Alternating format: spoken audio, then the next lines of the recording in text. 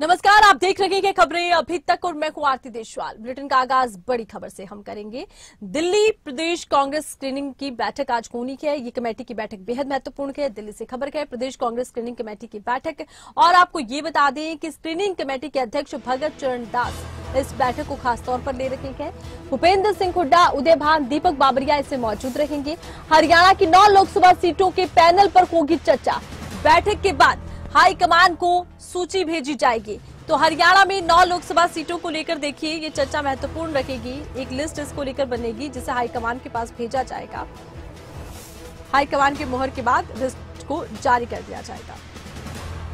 लोकसभा चुनावों की तैयारी में इस वक्त तमाम पार्टियां जुटी हुई हैं। अगर हम बात कांग्रेस की कर रहे हैं तो कांग्रेस की तरफ से आज होने वाली स्क्रीनिंग कमेटी की बैठक बेहद महत्वपूर्ण मानी जा रही है। दिल्ली से खबर है, प्रदेश कांग्रेस स्क्रीनिंग कमेटी की बैठक होनी है। स्क्रीनिंग कमेटी के अध्यक्ष भगत चरण दास इस बैठक की अध्यक्षता करेंगे। भूपेंद्र हुड्डा, उदय भान, दीपक बाबरिया मौजूद रखेंगे। हरियाणा की 9 लोकसभा सीटों के पर पैनल को लेकर होगी चर्चा। बैठक के बाद हाईकमान को भेजी जाएगी सूची। हरियाणा में आप और कांग्रेस मिलकर देखिए चुनाव लड़ रहे हैं। एक सीट आम आदमी पार्टी को दी गई है। अब 9 लोकसभा सीटों को लेकर कांग्रेस को फैसला करना है। कई चर्चित चेहरे हैं जिनके लिए की लगातार चर्चाएं चल रही है कि प्रत्याशी होंगे। अब देखना ये होगा आखिर कांग्रेस की सूची कब तक सामने आती है।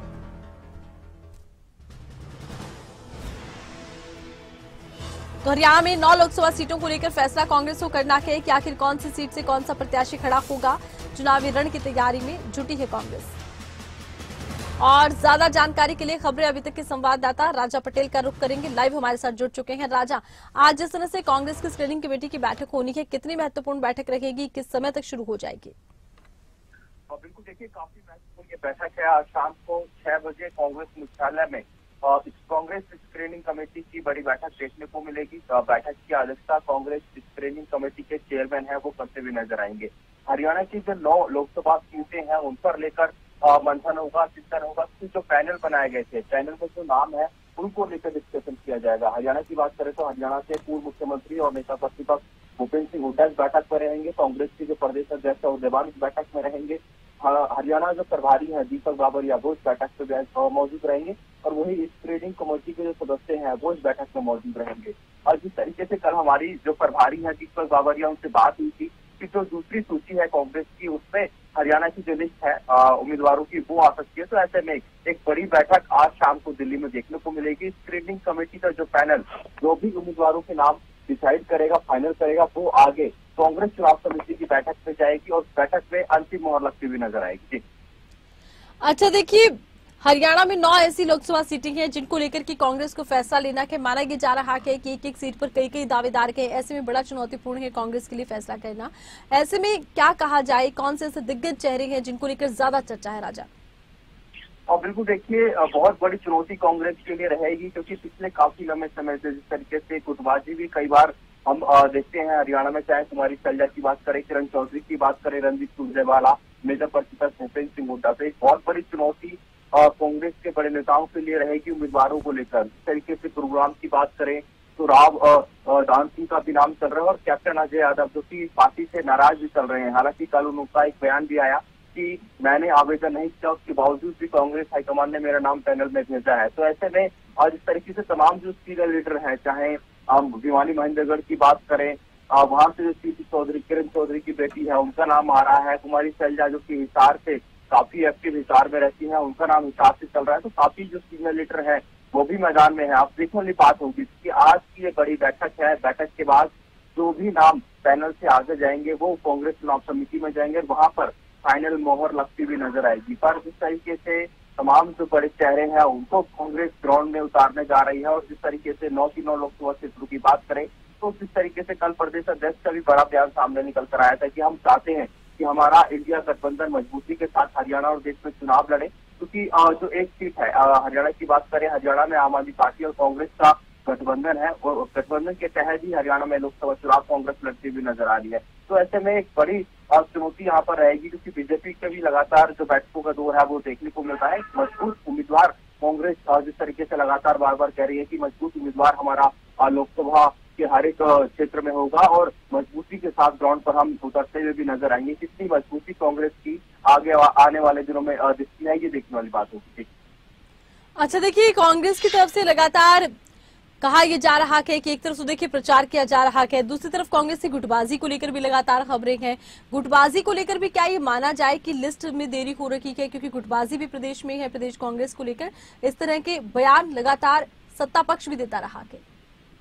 और बिल्कुल देखिए, गुटबाजी कांग्रेस की हमेशा से कांग्रेस के ऊपर हावी रही है। काफी लंबा समय हो गया है, संगठन का विस्तार अभी तक नहीं हो पाया है। दीपक बावरिया जब उन्होंने प्रदेश की कमान संभाली थी, यानी कि जब वो प्रभारी बने थे, उनका भी कई बार बयान आया था कि अगले महीने कांग्रेस की जो संगठन की लिस्ट है वो आपको देखने को मिलेगी। पर जिस तरीके से गुटबाजी की भेंट संगठन की जो लिस्ट है वो भी करते हुए नजर आ रही है, अभी तक कांग्रेस के संगठन का विस्तार भी नहीं हो पाया। तो जाहिर तौर पर क्योंकि ऐसे में अब क्योंकि उम्मीदवारों का चयन करना है, स्क्रीनिंग कमेटी की ये दूसरी बैठक है, जाहिर तौर पर अंदर खाने जिस तरीके से कांग्रेस की गुटबाजी है, कांग्रेस के नेता हैं अपने अपने प्रत्याशियों को लेकर लगातार बड़े नेताओं से मुलाकात भी करते रहते हैं। तो ऐसे में ये स्क्रीनिंग कमेटी की जो बैठक है काफी महत्वपूर्ण होगी कि किस तरीके से जो कांग्रेस के नेता नाराज चल रहे हैं उनको कांग्रेस के जो बड़े नेता हैं हरियाणा के वो मनाते हुए नजर आएंगे। क्या एक साथ एक प्लेटफॉर्म पे तमाम जो दिग्गज नेता है कांग्रेस के वो अब नजर आएंगे। चलिए, बहुत शुक्रिया राजा, तमाम जानकारी आपने दर्शकों तक पहुंचाई है। महत्वपूर्ण खबर है किसानों के आंदोलन से जुड़ी हुई। किसानों ने आज देश में ट्रेनें रोकने का ऐलान किया है। किसान नेता सरवन सिंह पंधेर का बयान, हमने आज देश भर में रेल रोको का आह्वान किया है। बड़ी संख्या में रेल रोको का समर्थन करें किसान, और दोपहर 12 से लेकर शाम 4 बजे तक ट्रेन यात्रा आम जनता ना करे, ये भी उन्होंने आह्वान किया है, ये भी उन्होंने अपील की है। तो लगातार देखिए पंजाब के किसानों की तरफ से प्रदर्शन किया जा रहा है। दिल्ली कूच की तैयारी भी थी। इस बीच केंद्र सरकार के मंत्रियों से बातचीत भी हुई, लेकिन विफल रखी, और लगातार किसान अपनी मांगों को लेकर अड़े हुए हैं। इसी बीच अब रेल रोको का आह्वान किया गया है। देखना ये होगा कितना असर इसका देश के अलग अलग राज्यों पर देखने को मिलता है। किसानों ने आज ट्रेनें रोकने को लेकर आह्वान किया है। यहाँ आपको बता दें कि किसान आंदोलन 2 का यानी कि किसान आंदोलन 2 का 27वां दिन, और दोपहर 12 से लेकर शाम 4 बजे तक ट्रेन रोकने का आह्वान। अब कितना असर होगा ये देखना होगा। इधर प्रशासन पूरी तरह से मुस्तैद है, क्योंकि ट्रेनें देखिए एक तरह से लाइफलाइन होती है। बड़ी संख्या में लोग लंबे रूट की यात्रा ट्रेनों के माध्यम से करते हैं, तो वही मालगाड़ियों से पूरे देश भर में सामान की सप्लाई होती है, और ऐसे में बड़ा असर ट्रेनें रुकने पर देश की अर्थव्यवस्था पर भी पड़ता है। अब देखना ये होगा कि क्या असर रहता है। रेल रोको आंदोलन होगा, जो आंदोलन 13 फरवरी से हरियाणा पंजाब के बॉर्डर के ऊपर चल रहा है, वही आंदोलन से हम लोगों ने पूरे देश वर्ष में आज रेल रोको का आह्वान किया है। और हम पूरे भारतवर्ष के सभी किसान, मजदूर, आम जनता से आह्वान करते हैं वो अपनी मांगे मनवाने के लिए अधिक से अधिक संख्या में आज के रेल रोको आंदोलन में हमारा समर्थन करें, आए। और जो आज 12 से 4 बजे रेल यात्रा करना चाहते हैं यात्री, वो 4 घंटे के लिए रेलों की ओर ना। तो देखिए ट्रेन रोकने का आह्वान किसान नेता ने किया है। अब देखना ये होगा कि आखिर ट्रेनें रोकने का ये जो आह्वान किया गया है कितना सफल रहता है। और ज्यादा जानकारी के लिए खबरें अभी तक की संवाददाता हरसिमरत पॉल का हम रुख करते हैं, लाइव हमारे साथ जुड़ चुकी हैं। हरसिमरत, 27वां दिन है किसान आंदोलन 2 का, ऐसे में आज के दिन ट्रेनें रोकने का आह्वान किया गया है, कितना इसका असर होता नजर आता है? दूसरी तरफ प्रशासन भी कहा जा रहा है पूरी तरह मुस्तैद है।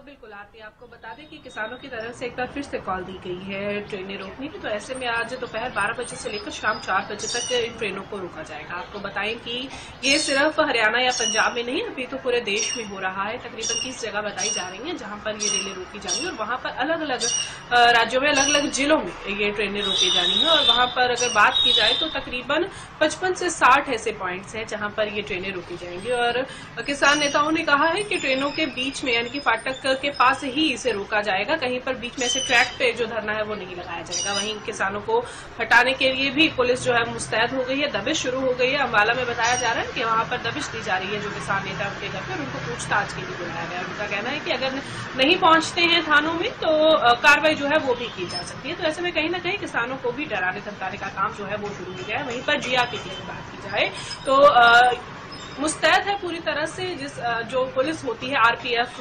रेलगाड़ियों में वहां पर मौजूद होती है स्टेशन में, तो उनकी तरफ से भी ये कहना है कि हम लोग भी पूरे तैयार हैं कि अगर किसान आकर के लगते हैं तो हम जाहिर तौर पर उनको हटाने का प्रयास करेंगे, ट्रैक जाम नहीं होने दिया जाएगा। तो ऐसे में काफी जो मुश्किलात है वो पेश आने वाली हैं। आपको बताएं कि जहां जहां अलग अलग रस्तों में रेलवे ट्रैक पड़ते हैं, जहां फाटक पड़ते हैं, तो वहां पर किसान जो है वो पहुंच रहे हैं। सबकी ड्यूटी अलग अलग जगह पर लगाई गई। ड्यूटी में इसे इसलिए कह रही हूँ क्योंकि सब जो है बीते दिन जो जहां पर बैठे थे किसान नेता जहां पर थे, चाहे वो खनौली बॉर्डर पे थे, चाहे वो शंभू बॉर्डर पे थे या कहीं और बैठे थे, तो ऐसे में सबका जो इलाका है उन्होंने अपना अपना रख लिया है। वो सभी जो है अलग अलग जगह पर जा रहे हैं। जैसे कि अगर बलदेव सिरसा की बात की जाए तो वो पठानकोट गुरदासपुर देखेंगे। वहीं अगर सरवन सिंह बंधेर की बात देखी जाए तो वो अमृतसर में आज वहां पर मौजूद होंगे। तो ऐसे में अलग अलग नेता जो है अलग अलग डायरेक्शन में जाकर के ट्रेनें आज रुकने वाली हैं और इसमें सिर्फ पुरुष किसान ही नहीं बल्कि महिला किसान जो है वो भी शामिल होने वाली हैं। तो जाहिर तौर पर अपनी मांगों को देखते हुए, खासतौर पर एमएसपी की मांग को देखते हुए किसान जो है 13 फरवरी से बॉर्डर्स पर बैठी हैं। और उसके बाद देखा जाए तो अभी तक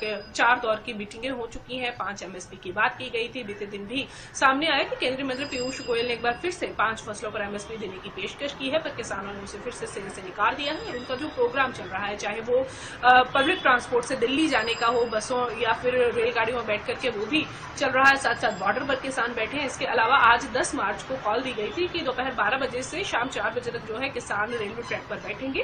तो ऐसे में किसानों की तरफ से ये जो प्रोग्राम है आज इसके ऊपर भी अमल किया जा रहा है। तो ऐसे में जाहिर तौर पर यात्रियों को परेशानी होने वाली है। और अब 14 मार्च को एसकेएम राजनीतिक ग्रुप की तरफ से जो है दिल्ली पहुंचने का बुलावा दिया गया है। महापंचायत करने की बात वहां पर की गई है। अब देखना होगा कि आखिरकार इसके बाद वो भी हो पाता है या नहीं। जी अच्छा, देखिए जिस तरह से आह्वान किया गया है तो कहां कहां से समर्थन मिलता नजर आ रहा है? पंजाब के किसान हैं ज्यादातर जो बैठे हुए हैं, क्या अन्य राज्यों से समर्थन मिलेगा रेल रोको को लेकर? और दूसरी बड़ी बात है कि रेलों को ना रोकने दिया जाए, इसको लेकर प्रशासन भी मुस्तैद नजर आता है। हरसिमरत,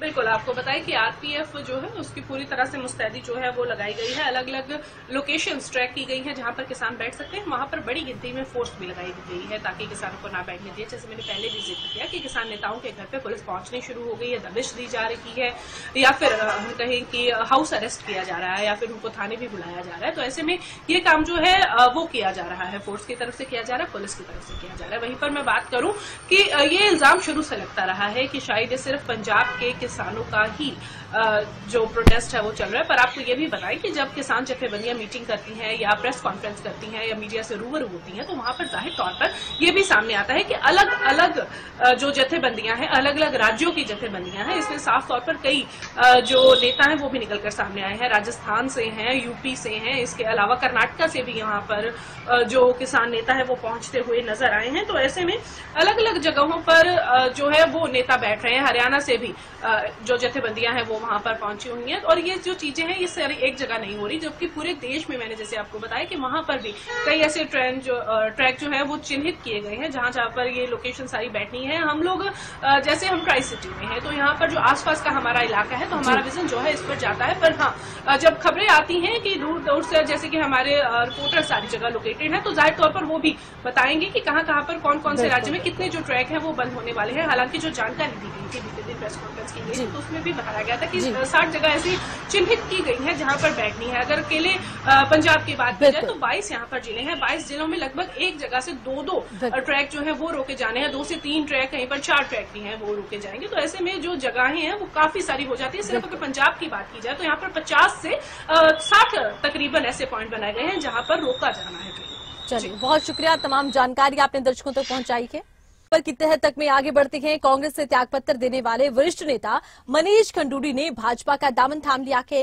भाजपा महानगर कार्यालय में आयोजित कार्यक्रम में मुख्यमंत्री पुष्कर सिंह धामी, भाजपा के राष्ट्रीय महासचिव एवं प्रदेश चुनाव प्रभारी दुष्यंत कुमार गौतम, प्रदेश अध्यक्ष महेंद्र भट्ट, राज्यसभा सदस्य नरेश बंसल की उपस्थिति में उन्होंने बीजेपी की सदस्यता ग्रहण की।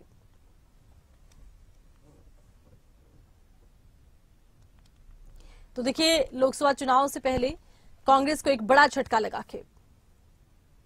और ज्यादा जानकारी के लिए खबरें अभी तक के संवाददाता नासिर हुसैन का रुख करेंगे। नासिर, देखिए, अब लोकसभा चुनाव ज्यादा दूर नहीं है, एक तरफ तो टिकटों के बंटवारे को लेकर लगातार मंथन, और इसी बीच कांग्रेस को ये बड़ा झटका लगा के क्या इसके राजनीतिक मायने निकलते हैं, क्या कुछ इसका असर देखने को मिलता है? देखिए, बिल्कुल जिस तरीके से लोकसभा चुनाव नजदीक है, ऐसे में बहुत सारे जो नेता हैं वो एक दल से दूसरे दल में जा रहे हैं। और सबसे बड़ी बात यह है कि उत्तराखंड में कांग्रेस को ये एक बड़ा झटका लगा है, क्योंकि जो बड़े नेता रहे हैं मनीष खंडूरी, वो लोकसभा चुनाव लड़ चुके हैं, 2 बार कांग्रेस के टिकट पर पौड़ी थे। अब लोकसभा चुनाव से एन पहले उन्होंने पार्टी छोड़ दी है और उसके बाद बीजेपी में शामिल हो गए हैं।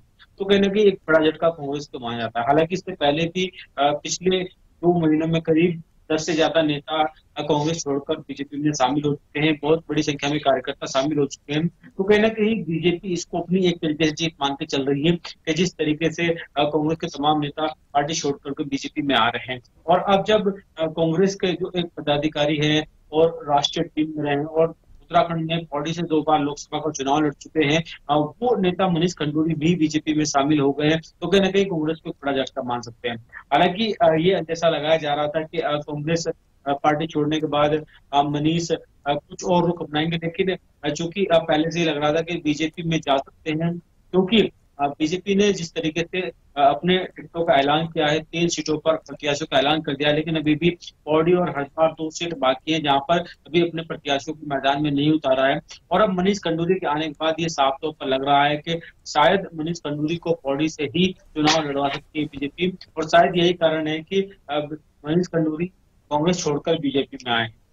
हालांकि अभी ये स्थिति क्लियर नहीं है कि वो चुनाव लड़ेंगे या नहीं लड़ेंगे, पार्टी उनको टिकट देगी या नहीं देगी, लेकिन चूंकि सूत्रों के हवाले से यही खबर आ रही है कि मनीष खंडूरी को बीजेपी पौड़ी से चुनाव लड़ा सकती है, यानी अपना कैंडिडेट बना सकती है। अब देखना होगा कब तक इसका ऐलान होता है। हालांकि अभी 3 सीटों पर ऐलान किया है, अभी 2 सीट बाकी है जिसमें पौड़ी और हरिद्वार बाकी। अब देखना होगा कि क्या वाकई में मनीष खंडूरी ने जो कदम उठाया है उसका कहीं ना कहीं उनको फायदा मिलेगा या नहीं मिलेगा, और कांग्रेस को कितना नुकसान इससे होता है।